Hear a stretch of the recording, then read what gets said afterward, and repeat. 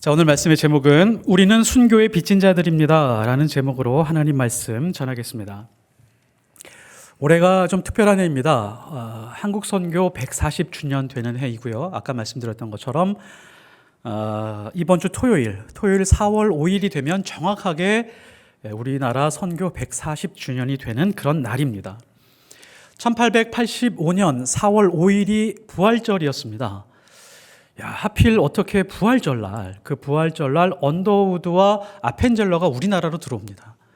하나님의 계획도 참 놀랍죠. 4월 5일 부활절날 들어와서 공식적으로 우리나라의 선교가 시작이 됩니다. 1885년부터 1945년, 그러니까 60년 동안 우리나라에 들어온 선교사의 숫자가 몇 명 정도 될까요?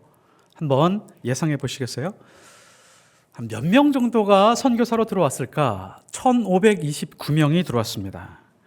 남자 선교사는 415명, 여자 선교사는 1114명이 들어왔습니다. 여자 선교사의 퍼센테이지는 63%, 남자 선교사가 37%밖에 되지 않습니다. 한국에 풍토병이 있었죠. 한국인들도 질병 때문에 많이 사망하게 됐는데 외국인들이 와서 이 풍토병 때문에 많이 죽었습니다. 선교사의 자녀들의 대다수는 죽었어요. 한 절반 이상이 다 죽었습니다. 15세 미만의 자녀들이 128명이 정확하게 양화진 묘역에 묻혀 있습니다. 그리고 1529명의 선교사 중에 절반 700명 정도가 순수하게 그냥 풍토병 때문에 다 한국에서 사망하게 됩니다. 그 중에 25세의 처녀 선교사 루비 레이첼 캔드릭이라고 하는 이 처녀 선교사가 있는데 우리나라에 들어온 지 9개월 만에 급성 맹장으로 사망하게 됩니다. 이 사람이 적어놓은 글이 아직 남아있는데 묘비명에도 있습니다. 만일 내게 줄 수 있는 1000개의 생명이 있다면 모두 조선을 위해 바치리라 라고 그렇게 묘비명에 기록이 되어 있습니다. 1908년 캔드릭 선교사의 소식을 듣고 미국에서 선교 헌금이 조성이 되는데 12만 달러가 조성이 되고요. 루비 캔드릭이라고 하는 이 선교사가 사망한 이후에 수많은 20대, 30대 젊은 청년들이 한국으로 오겠다고 그렇게 자원해서 한국 선교사로 들어오게 됩니다. 기독교 최초의 순교자는 스데반 집사님이시죠. 한국 선교사 중에 최초의 순교자는 누굴까요? 1866년 9월 2일에 사망한 로버트 저메인 토마스 선교사입니다. 이 토마스 선교사를 우리가 잊어서는 안 될 겁니다. 토마스 선교사는 24세, 24살에 목사 안수를 받고 아내 캐롤라인과 결혼한 후에 중국 선교사로 지원을 합니다. 한국으로 올 생각을 전혀 하지 않았습니다. 중국에 들어가서 임신한 상태였고요. 임신했을 때에 이 캐롤라인이 아주 안 좋은 소식을 듣게 됩니다. 주변의 선교사들 중에 일부 사망하게 된 거예요. 사망한 소식 때문에 충격을 받아서 이 캐롤라인이 사망하게 됩니다. 뱃속에 있는 아이도 물론 사망하게 되었죠. 토마스 선교사는 큰 절망에 빠졌습니다. 1864년 4월 5일 선교 보고서에 이렇게 적습니다. 내가 죄를 지은 것도 아니고 하나님 나라를 위해서 선교하러 왔는데 라고 적습니다. 고통스러운 신음이 배어 있었습니다. 이 선교 보고서는 아내의 사망 보고서가 되었습니다. 깊은 상심 그리고 고통 가운데서 있다가 선교사를 그만둬야겠다. 그리고 선교사를 사임하게 됩니다. 1864년에 해상세관에서 통역연수관으로 취직을 하게 되고요. 토마스는 세관에서 일을 하다가 그냥 힘든 하루하루를 보내다가 2명의 한국인을 만나게 됩니다. 그 2명의 한국인이 천주교인이었는데요. 한국에서 박해가 너무 심하니까 중국으로 넘어왔었던 그런 한국인이었습니다. 한국인을 만나고 나서 가슴이 뜨거워지기 시작을 했습니다. 이 장면을 보면 굉장히 놀랍죠. 하나님이 하시는 일이 이렇습니다. 토마스 인생에 굉장히 큰 상심, 절망, 괴로움, 그 고통으로 길을 잃고 있었는데 하나님은 일하기 시작을 하셨습니다. 하나님은 토마스의 상한 심령으로 한국인들을 살리는 일을 위해서 사용하셨던 것입니다. 그리고 토마스는 황해도 연안 창린도에서 2달 동안 머물게 됩니다. 한국을 찾아가게 된 거죠. 한국이라는 나라가 어디인가? 지금 이 창린도는 연평도 그쪽 윗부근, 지금 아마 북한의 방사포 기지가 있는 것으로 알고 있습니다. 그쪽으로 가서 2달 반 동안 있으면서 한국에 대해서 배우고 한국어도 배우고 그러다가 중국으로 돌아가서 세관에 머무르고 있었는데, 얼마 후에 미국의 상선, 무역하는 상선이 한국으로 떠난다는 소식을 듣게 됩니다. 유명한 제너럴 셔먼호, 그 셔먼호에 오르게 됩니다. 토마스의 아버지 영국 웨일즈 지방에서 살고 있었고요. 하너버 교회의 담임 목사님이셨습니다. 토마스는 중국으로 선교사로 파송이 되어 가는 그날부터 편지를 쓰기 시작해서 어디에 도착했는지, 누구를 만났는지, 어떻게 살고 있는지에 대해서 편지로 아버지에게 계속 보내고 있었습니다. 근데 어느 날 보내온 편지를 보니까 아기가 유산이 되었다, 그리고 며느리가 사망했다라고 하는 슬픈 소식을 듣게 됩니다. 아버지가 그 편지를 붙들고 울게 됩니다. 그 장면을 보고 성도들이 놀라게 된 거죠. 아니, 목사님 왜 그러셔요? 그러니까 며느리가 사망했습니다 라고 하면서 성도들이 함께 교회에서 모여서 무릎 꿇고 기도하고 밤새도록 하나님 앞에 기도했습니다. 부모님의 마음은 그렇죠. 빨리 영국으로 돌아와서 좀 쉬었으면 좋겠다. 좀 쉬었다 선교사를 가든지 아니면 다른 일을 하든지 이런 생각이 좀 있었던 것 같습니다. 얼마 지나지 않아서 한 통의 편지가 도착을 합니다. 편지에는 이런 내용이 있었습니다. 아버지, 제가 미전도 종족을 하나 만났는데 그 나라의 이름이 조선입니다. 제가 조선으로 들어가야겠습니다 라고 하는 내용으로 편지를 씁니다. 1866년 8월 1일 편지에 이런 내용이 있습니다. 아주 잔인하고 사악한 대학살이 최근 조선에서 일어났습니다. 그럼에도 누군가 조선에 들어가서 선교의 문을 여는 것의 중요함을 깨달아서 제가 조선에 들어가기로 결정하였습니다. 그 후에 편지는 더 이상 오지 않았습니다. 아버지 토마스 목사님하고 교인들이 너무 궁금했습니다. 아들의 소식이 들리지 않으니까 불안했습니다. 백방으로 수소문을 하니까 중국에 있는 선교사님들 많은 사람들에게 연락해 보니까 조선에 있는 그 정치 상황이 어렵다. 흥선대원군의 쇄국 정책 때문에 거기 있는 사람들이 많이 죽고 있다라고 하는 그런 안 좋은 소식뿐이었습니다. 이 토마스 선교사는 좀 똑똑했던 것 같습니다. 언어 능력이 특별히 뛰어났습니다. 그래서 이 제너럴 셔먼호에 승선을 했는데 어떤 자격으로 승선을 했냐면 한국어 통역관으로 승선을 합니다. 그러니까 2달 반 만에 한국어를 마스터한 거죠. 그리고 나서 미국인들에게 통역을 해주는 사람으로 그렇게 승선을 합니다. 당시 강대국들은 외교를 할 때 한포 외교라고 하죠. 포를 쏘면서 들어가서 강제로 문호를 개방하는 이제 그런 외교 방식을 썼습니다. 제너럴 셔먼호도 무역 상선이었지만 그 안에 거대한 무기들을 많이 싣고 대동강으로 진입을 하고 대동강 하류에서 상류로 이렇게 올라가고 있었습니다. 조선에서 용인할 이유도 없었고 용인하고 싶지도 않았습니다. 쇄국 정책이 있었기 때문에요. 그래서 경고를 합니다. 더 이상 들어오지 마라. 들어오지 말라고 경고를 했는데 무기를 들고 계속해서 올라오고 있었습니다.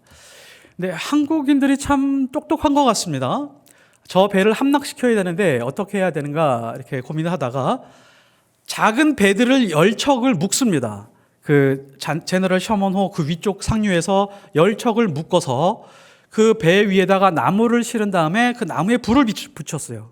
불을 붙이니까 열대가 이렇게 내려가다가 배를 안고 감싸 안게 되겠죠. 배를 완전히 감싸 안아서 불이 나 버렸습니다.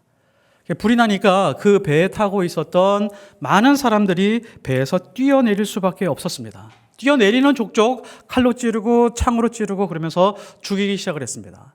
토마스 선교사도 마찬가지였죠.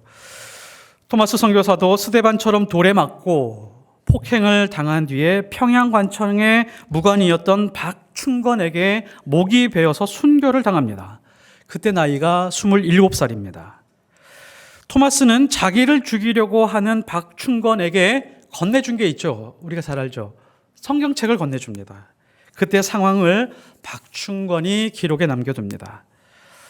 내가 서양 사람을 죽이는 중에 한 사람을 죽인 것은 내가 지금 생각할수록 이상한 점이 있다. 내가 그를 찌르려고 할 때에 그는 두 손을 마주 잡고 무삼말을 한 후 두 손을 잡고 무릎 꿇고 기도했었던 장면을 묘사한 것 같습니다. 기도한 후 붉은 배를 입힌 책을 가지고, 그러니까 성경책이죠. 그것을 가지고 웃으면서 나에게 받으라 권했다. 그러므로 내가 죽이기는 하였으나 이 책을 받지 않을 수 없어서 받아왔노라. 자기가 죽을 거라고 하는 것을 알고 있으면서 성경책을 들고 웃으면서 박충건에게 건넸습니다. 박충건은 성경책을 받고 읽지는 않고 집에 숨겨두었습니다. 그때 주변에서 많은 사람들이 이 장면을 구경하고 있었는데 12살짜리 소년이 있었는데 최치량이라고 하는 아이가 있었습니다. 이 최치량도 많이 던져진 그 성경책을 들고 박영식이라고 하는 사람에게 줍니다. 박영식은 성경책을 받고 읽지는 않고 다 뜯어서 어떻게 했죠? 벽지로 붙여버립니다. 온통 사방에 벽지로 붙여버렸습니다. 박충건의 조카 이영태가 박영식의 집에 놀러 갔다가 벽지에 있는 그것을 보고 이게 무슨 글인가 라고 읽다가 마침 요한복음에 있는 부분을 읽고 예수를 믿게 됩니다. 그리고 1893년 이 박영식의 집이 교회가 됩니다. 그 교회 이름이 널다리 교회이고요. 나중에 장대현 교회로 이름이 바뀝니다. 이 교회가 유명한 교회죠. 1907년 평양 대부흥의 진원지가 됩니다. 한편 영국에서 아버지 토마스는 청천벽력과 같은 소식을 들었습니다. 제너럴 셔먼호를 타고 아들이 지금 조선으로 들어갔다라는 이야기를 듣고 조선으로 들어가기는 했는데 아들의 목이 잘려나갔다는 소식을 들었습니다. 이 소식을 듣고 부모님과 성도들은 교회에 모여서 통곡을 하게 됩니다. 사랑하는 아들을 잃었구나. 그래서 조선을 위해서 기도하기 시작을 합니다. 그 기도문이 남겨져 있는데요. 하나님, 내 아들을 목베어 죽인 민족이지만 아들의 죽음이 헛되지 않도록 조선이 주님 앞에 돌아오기를 바랍니다. 라고 아버지와 그 교회가 계속해서 기도하기 시작을 합니다. 아마 하나님이 그 교회에게 주신 기도 제목이 아닐까 싶습니다. 아버지가 1884년에 돌아가셨거든요. 1884년까지 그 교회와 아버지는 조선을 위해서 끊임없이 기도하기 시작을 합니다. 1884년 아주 중요한 해 중에 하나인데요. 비공식적인 선교사가 한 사람이 들어오는데 그 사람의 이름이 알렌 선교사입니다. 알렌 선교사의 이름을 기억해 주십시오. 1866년, 그러니까 토마스 선교사가 사망을 하고 16년 뒤 언더우드 선교사가 들어오기 3년 전 1882년이 되었습니다. 우리나라는 미국과 한미수호 조약을 체결하게 되었습니다.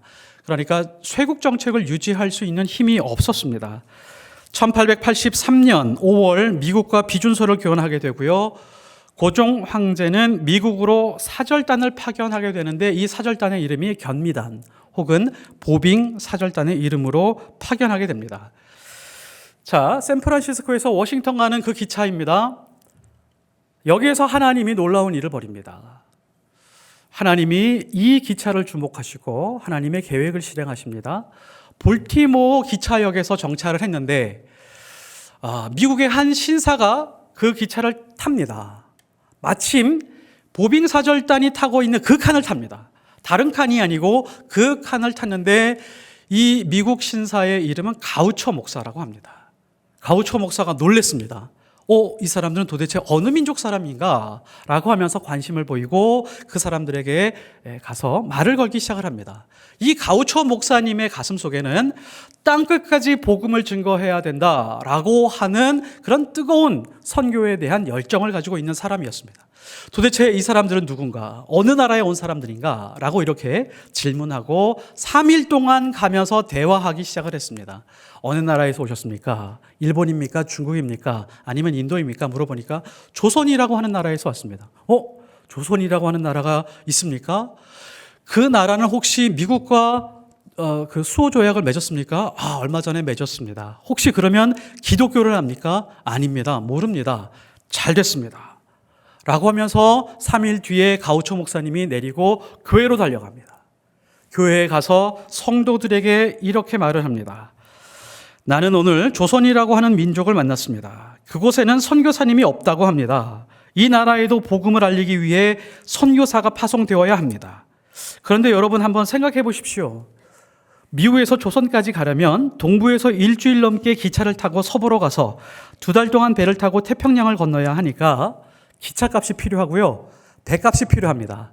그리고 선교사를 파송하게 되면 그 선교사가 가서 체류해야 될 비용도 많이 필요하니까 이 들어가야 될 선교사님을 위해서 믿음으로 미리 헌금합시다. 선교사가 정해진 것도 아닙니다. 그리고 얼마를 헌금해야 될지 모릅니다. 그냥 무조건 헌금하라고 그렇게 설교하기 시작을 합니다. 교인들에게 하기 힘든 설교 중 하나가 헌금하라고 하는 설교고요. 두 번째가 뭐냐면 선교하라고 하는 설교입니다.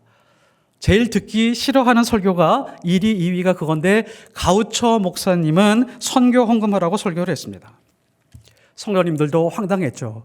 중국도 들어보고 일본도 들어봤는데 조선이라고 하는 땅이 어떤 나라야? 라고 하면서 의아해 했지만 미리 선교 헌금을 정해놓고 선교하자라고 했었던 그 말씀에 순종해서 $5,000를 헌금하게 됩니다. 그리고 이 헌금을 미국 감리교 선교본부로 고스란히 보내게 됩니다. 감리교 선교본부에서 당황했습니다. 왜냐하면 조선이라고 하는 나라에 선교사를 보낼 계획이 전혀 없었거든요. 그러니까 이 헌금을 받고 지지부진하게 계속해서 지연시키고 있으니까 가우초 목사님이라고 하는 분이 마음이 안달이 났습니다. 안 되겠다. 내가 직접 알아봐야겠다. 일본에 파송되어 있는 선교사 중에 하나인 이 맥클레이라고 하는 선교사에게 직접 편지를 씁니다. 선교사님, 조선이라고 하는 나라, 이 나라의 상황을 좀 파악해 주십시오. 당신이 직접 조선으로 들어가서 그 나라의 상황에 대해서 좀 파악하고 좀 알려주십시오. 그래서 맥클레이 선교사가 조선을 다녀갑니다. 올해 한국 선교 140주년입니다. 스데반은 기독교 최초의 순교자였고 토마스 선교사는 한국 최초의 순교자였습니다. 스데반의 순교로 인해서 땅끝까지 복음이 퍼지게 되었고 또 토마스 선교사의 피로 인해서 또 그 순교로 인해 대한민국은 새로운 나라로 세워지게 되었습니다.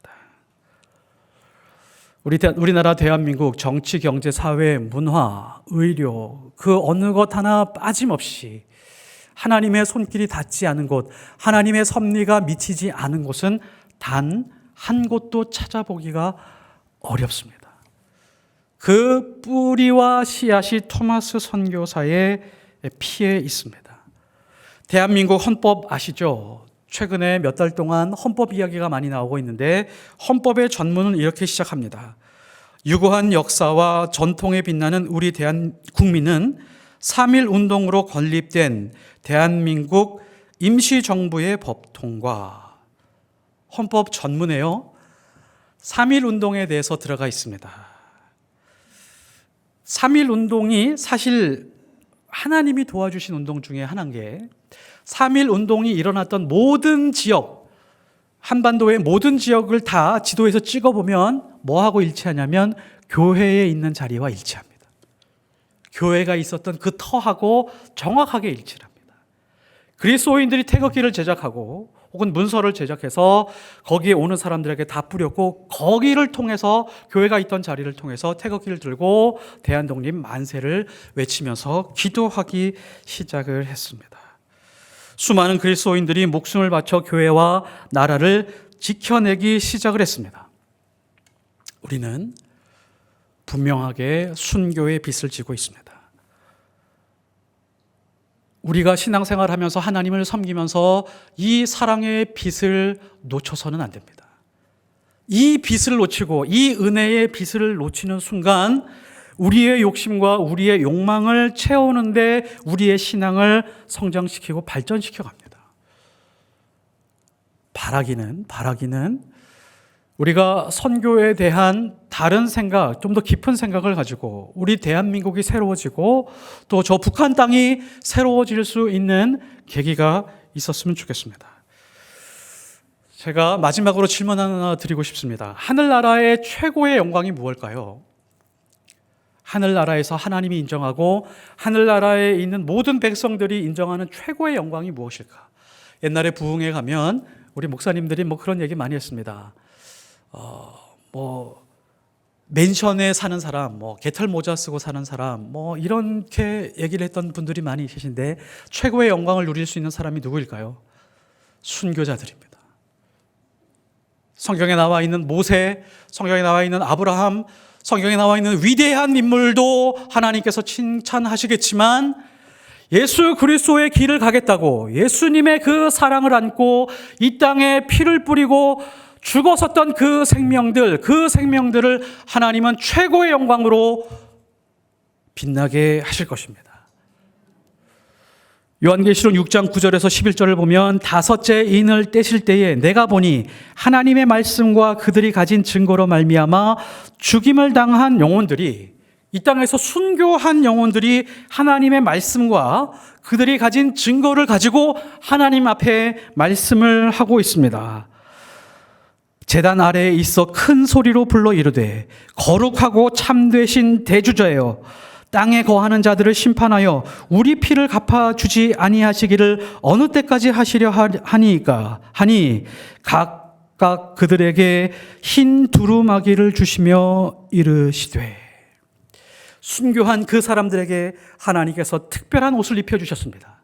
흰 두루마리를 입혀주시고 뭐라고 말씀하시는지 한번 보십시오. 아직 기다려라. 잠시 동안 쉬되 그들의 동무종들과 형제들도 자기처럼 죽임을 당하여 그 수가 차기까지 하라 하더라. 너희들 여기서 좀 잠깐만 쉬고 있어. 아직 때가 이르러야 된다. 아직 누군가는 이 땅에서 생명을 뿌리고 피를 뿌리고 순교해야 될 영혼들이 아직 더 있어. 조금만 기다려. 스데반의 순교는 토마스의 순교를 기다리고 있었고 토마스의 순교는 또 다른 순교자들의 생명을 기다리고 있는 것입니다. 그 순교자들을 하나님께서 영화롭게 하시고 하늘나라에서 가장 영광스러운 사람들로 칭송하게 될 것입니다.